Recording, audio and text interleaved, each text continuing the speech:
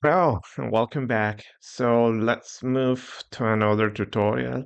So I guess at this point we have about 50 different videos. So let's say the year have about 52 weeks. So basically we have a video for each week of the year. So as I said at the beginning, I can be here each week, create a new video, and I still will have plenty of more videos. Probably for 2026 also we'll have the whole year with different videos. But in any case, let's move to this case to continue the stirring tank. So here, as usual, we're going to start from geometry.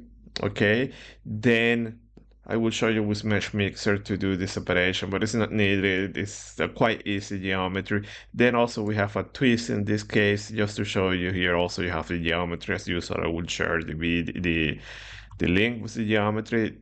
Here we have two impellers, so how to set up, do dimension, just to show you a little bit more complexity, but nothing changed. The interesting thing here that what we're going to do now is we're going to do dimension, but also we need to think about how to put this body into motion, how to do this.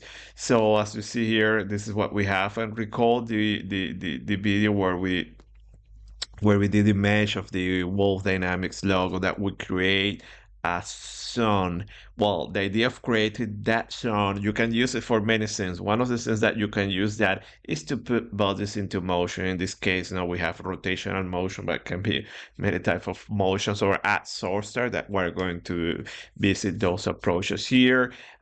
Since as we are working in OpenFont 12, since are done using what is called the NCC. Okay, this is a new method implemented in OpenFont.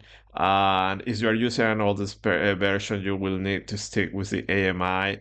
The tutorials are prepared for NCC, so nothing will work. But pretty much setting with AMI is the same. Nothing changed. Pretty much the same methodology.